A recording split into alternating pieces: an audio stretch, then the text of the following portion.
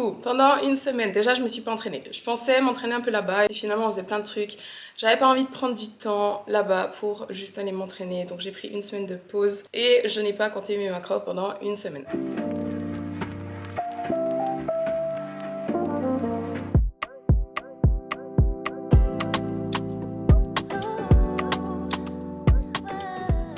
Hello tout le monde, bienvenue dans cette nouvelle vidéo. Alors, aujourd'hui on est dimanche, je viens de rentrer de vacances, enfin je suis rentrée hier soir. Donc j'étais une semaine au Pays Basque, près de Biarritz, un petit peu plus loin, mais dans la région de Biarritz. Et c'était vraiment trop bien, donc on restait chez un pote à mon copain qui a des chambres d'hôtes, donc il nous logeait dans une de ses chambres. Si vous voulez voir un petit peu des images de mon voyage, vous pouvez aller regarder sur Instagram, il y a des stories à la une, où j'ai mis des stories voilà, pendant toutes mes vacances un petit peu, mais on a fait principalement du surf, de la plage. On a fait une rando, on a monté la Rhune, c'est 800 mètres de dénivelé positif et négatif du coup.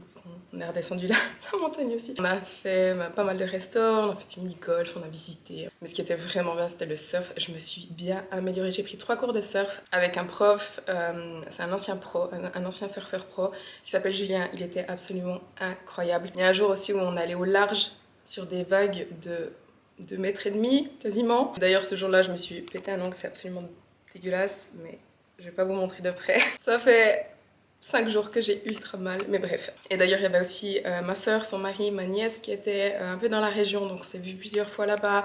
Bref, c'était vraiment bien, voilà. Mais du coup, pendant une semaine, déjà je me suis pas entraînée. Je pensais m'entraîner un peu là-bas et finalement on faisait plein de trucs. J'avais pas envie de prendre du temps là-bas pour juste aller m'entraîner, donc j'ai pris une semaine de pause et je n'ai pas compté mes macros pendant une semaine. Après, honnêtement, alors, je me suis pas restreinte, pas du tout. D'ailleurs, la tradition post-surf, c'était d'aller manger du gâteau basque. Mais après, je restais raisonnable, c'est-à-dire, en gros, je mangeais normalement, tout simplement. Je me privais pas, je le prenais pas comme excuse pour bouffer à outrance et n'importe quoi, etc. Je me faisais plaisir, mais avec modération, c'est un peu ce que je fais toujours d'ailleurs. Je me suis pesée ce matin et avant de partir, j'avais atteint 61 kilos, qui était vraiment mon poids le plus bas. Et là, je me suis pesée ce matin à 61,7. Cela dit, là, je suis vraiment en toute fin de cycle. Je vais avoir mes règles d'ici 1 à 3 jours, je dirais. Et je fais toujours pas mal de rétention d'eau avant et je me sens gonflée d'ailleurs. Donc je sens que je fais de la rétention d'eau. En plus de ça, j'ai mal dormi, notamment à cause de mon doigt qui me faisait trop mal. Ça m'empêchait vraiment de dormir. En plus, l'avion hier soir, etc. Enfin bref. 61,7, sachant que je fais de la rétention d'eau, je suis plutôt contente, enfin je suis pas mécontente en tout cas. Je reprends mes macros à partir d'aujourd'hui, je reprends aussi l'entraînement. Là je vais aller m'entraîner, je vais aller faire les jambes. Alors je viens d'arriver à la salle et je vais aller m'entraîner et forcément... Ça c'est moi quand je filme et je sais, j'ai pas prévu ce que j'allais dire. Non, je voulais vous dire ce que j'allais faire, je pense que je vais faire des deadlifts roumains pour commencer et ensuite des squats pulcars et ensuite des hips thrust. Histoire de bien avoir des courbatures aux fesses pendant 4 jours ou 5 jours. Ça fait une semaine, plus d'une semaine, je me suis pas entraînée. Donc les courbatures, je les attends. Mais là, je pense que je vais me démolir les fesses. Parce que je me sens molle. Je les sens molles.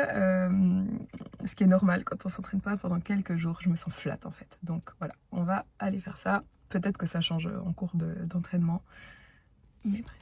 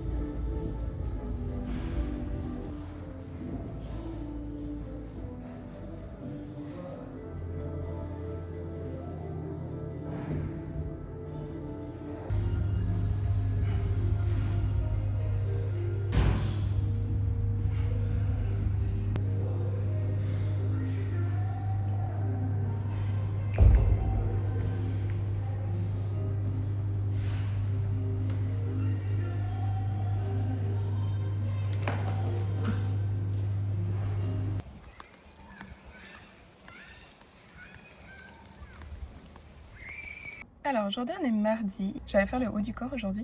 Hier je me suis pas entraînée, c'était le lundi, je vous ai déjà dit, j'ai tellement travaillé en général, le lundi je ne m'entraîne pas. Mais par contre j'ai des courbatures aux fesses de dimanche. je m'y attendais, mais bon. Je vais faire dos-épaule, je pense. Ça fait longtemps. Je pense 2 semaines que j'ai pas fait le haut du corps. Enfin, 1 semaine et demie en tout cas.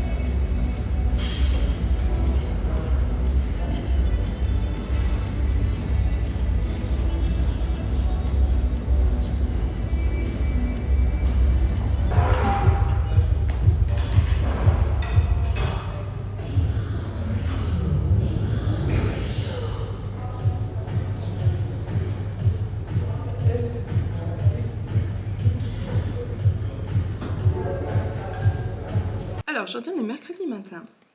Je voulais vous parler d'une chose. En fait, j'ai vu la semaine passée sur les réseaux sociaux une vidéo, je crois que c'était sur Hugo Décrypte, mais je retrouve pas la vidéo, mais bref. En gros, il y a un nouveau rapport qui a été réalisé par l'UNICEF qui démontre comment les environnements alimentaires impactent ou compromettent la santé et l'avenir des enfants. Parce que pour la toute première fois, la prévalence mondiale de l'obésité chez les enfants et les adolescents en âge scolaire dépasse celle de l'insuffisance pondérale. Donc en gros, dans le monde entier, il y a plus d'enfants qui sont obèses que d'enfants qui sont en sous-poids. Et en fait, dans la vidéo que j'ai vue sur les réseaux sociaux, la voix off disait « Ce n'est pas de la faute des enfants ni de leur famille ». Vraiment, littéralement comme ça. Ce n'est pas de la faute des enfants ni de leur famille. Et du coup, j'ai voulu chercher un petit peu sur Internet et je suis tombée sur un article de l'UNICEF justement qui dit, je vais vous mettre l'extrait ici, que si de plus en plus d'enfants sont obèses, ce n'est plus à cause des choix personnels des individus, donc des enfants et de leurs parents. Et en fait, je voulais revenir là-dessus parce que cette déclaration me dérange beaucoup. Je vais vous expliquer vraiment pourquoi. Je vais parler un petit coup là. Alors, en gros, je suis entièrement, à 1000% d'accord que l'environnement et la société sont des facteurs majeurs d'obésité. Donc ce que j'entends par société et environnement, c'est de par la publicité, de par l'accès facilité et constant à la malbouffe, de par les prix bas des produits industriels, des produits ultra transformés, de par le manque d'éducation sur la nutrition, sur la santé, etc., de par le manque d'activité physique, de par notre mode de vie sédentaire, de par la normalisation de la malbouffe. Et ça, le rapport l'expose parfaitement. Ce rapport, il est super bien fait, hein, je ne dis pas l'inverse. Et il propose même des solutions concrètes. Parmi les facteurs qui jouent dans le surpoids ou l'obésité, il y a aussi l'état de santé de la personne, donc l'état de santé physique ou psychologique, donc les maladies, les traumas, les troubles psychologiques, les pathologies chroniques, etc. Tout ça, ça influence aussi le risque ou l'obésité en gros. Donc avec tout ça, bien entendu, on comprend que l'obésité, c'est une maladie multifactorielle. Ce n'est pas uniquement la personne mange trop et bouge pas. C'est pas que ça. Tous ces facteurs que je viens de vous citer, c'est à prendre en compte dans l'équation. Mais dans tous ces facteurs-là, il y a aussi les comportements des individus. Donc dire que ce n'est pas une question de choix personnel et uniquement mettre la faute sur la société, c'est totalement ignorer la responsabilité des individus. Et mettre de côté un facteur aussi important, c'est empêcher de solutionner le problème. Donc en fait, on n'avancera pas en pensant comme ça. Et je me répète, la société fait partie du problème, tout comme l'environnement, tout comme l'état de santé de la personne. Mais la société, c'est justement les individus, donc c'est nous.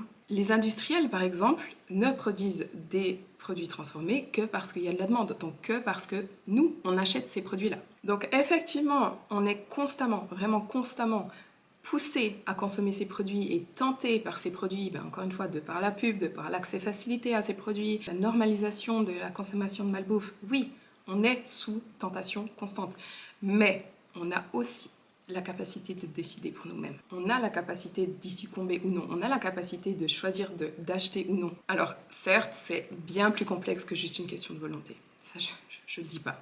C'est difficile. Mais il faut aussi accepter que nos choix et nos comportements nous mènent à notre situation. Et se déresponsabiliser entièrement de notre état en disant « c'est la faute de la société », bah ça aide pas. C'est ce qui entretient, c'est ce qui empire la situation actuelle. Et une chose d'ailleurs, c'est si c'était uniquement un problème de société, comment ça se fait que dans cette société, donc dans cette même société, il y a aussi des gens qui sont en forme? C'est aussi parce que ces personnes choisissent de s'éduquer, choisissent de faire attention à leur alimentation, choisissent de rester actives, choisissent de faire du sport. Et au final, bah, c'est comme pour tout dans la vie. Certains sont avantagés, effectivement. Ils naissent au bon endroit, dans la bonne famille, au bon moment, ils ont une bonne génétique, etc. Mais notre épanouissement personnel, notre bonheur, notre bien-être, notre santé, notre réussite, notre situation professionnelle, relationnelle, notre état d'esprit, tout ça, c'est de notre responsabilité, peu importe d'où on part. Parce que rien n'est donné dans la vie et personne ne le fera pour nous. Donc peut-être que c'est plus dur pour toi que pour un autre, totalement. Et c'est totalement injuste. C'est vrai. Mais ça reste à toi seul de changer ta situation. Donc en fait, ce qu'il faut comprendre dans mon petit discours là, c'est que c'est de ta faute, mais c'est de ta responsabilité. Et encore une fois, je suis pas en train de pointer du doigt les personnes en surpoids ou obèses en disant « Ah, c'est ta faute, sinon je ferais pas ce métier depuis 10 ans, forcément ». Tous les jours, je travaille avec des personnes qui sont dans ces situations et c'est clairement pas pour les incriminer, pour les faire culpabiliser, pour les décourager, absolument pas, c'est tout l'inverse. Mais ces personnes qui s'approchent de moi pour que je les aide, c'est des personnes qui ont compris ça en fait. C'est des personnes qui ont cet état d'esprit, qui ont compris que même si c'est pas entièrement de leur faute, mais que c'est aussi à cause de la société, de leur environnement, de leur éducation, de leur famille, de leur état de santé, ben elles ont compris que rien ne changera si elles-mêmes n'agissent pas. Et qui ont compris que c'était pas possible d'attendre que la société change parce que, qu'on se le dise, la société ne va pas changer, en tout cas pas avant plusieurs années. Et qui ont compris que même si la société est fucked up, parce qu'elle l'est, qu'elles ne peuvent pas prendre ça comme excuse pour se faire passer pour les victimes et le prendre comme excuse pour leur inaction. Donc voilà, moi je voulais juste revenir sur cette déclaration-là qui concrètement m'énerve un petit peu parce que en fait, le fait de dire ce n'est plus façonné par les choix personnels, ça conforte les gens dans leur idée que c'est pas ma faute donc je ne peux rien faire, c'est la faute de la société et tant que la société change pas, ben encore une fois je peux rien faire, alors que ce n'est pas le cas, ce n'est pas vrai. Et juste faire aussi comprendre aux gens que même si ils sont dans une société qui ne les aide pas du tout à être en bonne santé, à perdre du poids, etc., ben malgré ça, ils peuvent quand même faire quelque chose en décidant pour eux-mêmes en fait. Donc en gros c'est juste reprendre le pouvoir en fait, le pouvoir que la société nous dit que tu n'as pas. C'est pas vrai. Vous avez le pouvoir sur votre vie, vous avez le pouvoir sur votre santé, vous avez le pouvoir sur tout ça. Il faut juste le comprendre et l'accepter. Dites-moi dans les commentaires ce que vous en pensez de tout ça, si vous avez l'impression que je suis complètement à côté de la plaque, si vous partagez mon avis ou pas. Voilà, je suis ouverte au débat. J'espère juste que mon message est bien passé, parce que c'est assez délicat en fait comme sujet à aborder, et j'ai pas envie qu'il soit mal pris ou que ce soit mal interprété. Voilà, sur ce... Je vais aller manger, je pense. Ou je vais aller marcher d'abord, je sais pas. Et je sais pas si je m'entraîne aujourd'hui ou demain plutôt. Et ce soir, j'ai la danse.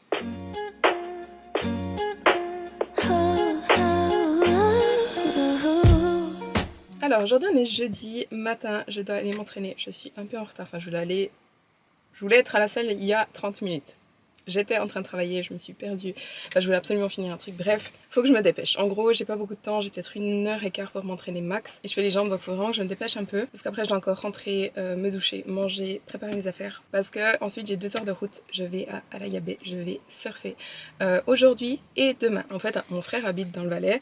Et du coup, au lieu de me faire 2 fois l'aller-retour, parce que ça fait quand même plus de 4 heures de voiture en tout, je dors chez lui ce soir et comme ça, je fais directement une deuxième session demain. Et on va aller pratiquer un petit peu ces turns. Maintenant que j'ai fait 3 cours là au Pays Basque, je pense qu'à Alaya ça devrait aller assez bien. Après on verra, je vais pas m'avancer trop vite. Mais voilà, je pensais vous emmener un petit peu avec moi à Alaya pour vous montrer comment ça se passe, sauf que je serai toute seule. Donc on verra si je filme un petit peu là-bas.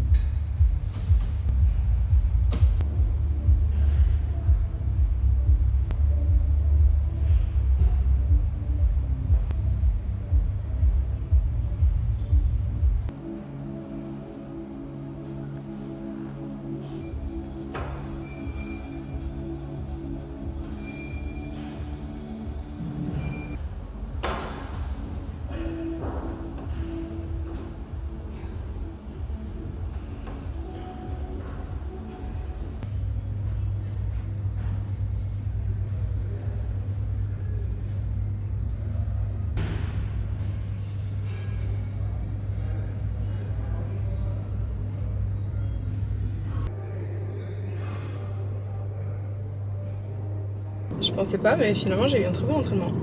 Normalement quand j'ai pas beaucoup de temps, j'ai pas toujours des bons entraînements, donc voilà. Mais là j'ai fait 4 exercices, j'ai fait des squats, de la leg press, de la leg extension et j'ai fini avec des RDL et c'était très bien. Du coup j'ai tranquille le temps de manger et je vais gentiment partir et comme ça je pourrais boire un café là-bas avant ma session. Donc ma session c'est à 17h. Il faut être sur place vers 15h30, 16h et la session dure 1 heure.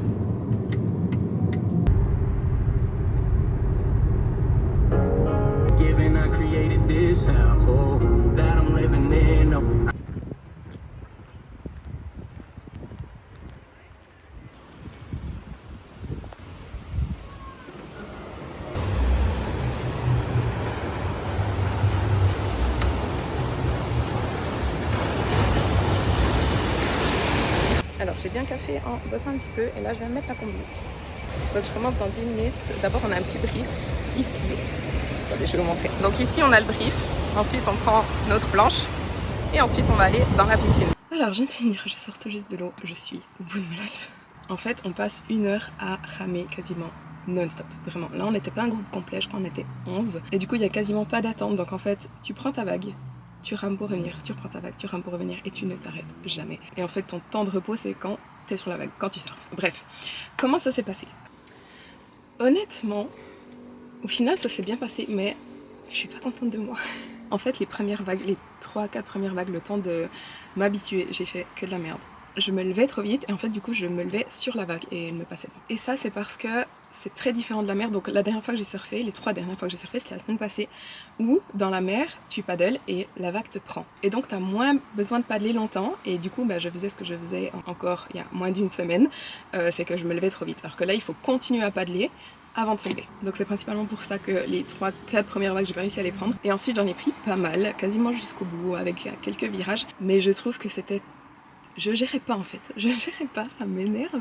C'était un peu trop hésitant, c'était... Enfin, faut que j'y aille plus en fait. Sur la fin ça allait mieux, je reviens demain du coup c'est très bien. Parce que maintenant que je me suis un peu réhabituée à la piscine et à cette planche, demain je pourrais vraiment plus pratiquer technique à fond. Je vais commander les vidéos, parce qu'on est filmé, on peut les acheter. Je vais commander les vidéos pour me voir et je vous mettrai 1 ou 2 clips.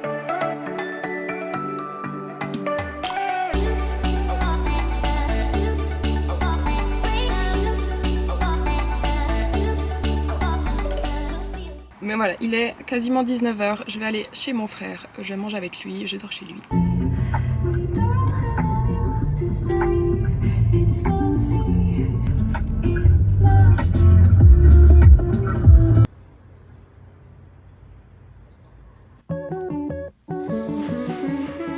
Alors on est vendredi, ce matin j'ai complètement oublié de vlogger mais je suis allée faire mes pas dans la montagne, c'était trop beau. J'ai fait 1h30 de marche environ. Ensuite je suis revenue ici, j'ai mangé avec mon frère, d'ailleurs là je suis chez mon frère, regardez la vue depuis son salon. C'est quand même plutôt sympa. Bref, et là je vais partir, je vais aller faire ma 2e séance de surf, j'espère que ça ira un peu mieux que hier. Je dois vraiment améliorer certaines choses. Je vous dirai après comment ça s'est passé, il faut que je me dépêche un petit peu, je vais prendre la combi, la mettre et directement aller au briefing, donc j'aurai même pas le temps de vlogger là-bas. Alors je viens de finir, comme on le voit de nouveau, c'était compliqué. Mais j'ai pris quelques bonnes vagues et le groupe était super cool aujourd'hui, je me suis trop fait des potes dans l'eau. Mais le cours était plein donc j'ai pris moins de vagues qu'hier parce qu'il y a plus de monde, mais c'était cool. Je vais retourner chez mon frère, je vais aller me doucher, me préparer, ce soir j'ai un anniversaire. Je pense que je vais terminer cette vidéo ici. Ce week-end, normalement, enfin demain, je vais en rando, donc je ne pense pas que je vais filmer. Je vais peut-être vous mettre quelques clips à la fin encore, si vous voulez voir un peu des images de la rando. Mais en tout cas, j'espère que cette vidéo vous a plu. Si c'est le cas, n'oubliez pas de liker la vidéo, de vous abonner à ma chaîne si ce n'est pas encore fait. Et on se voit dans la prochaine vidéo.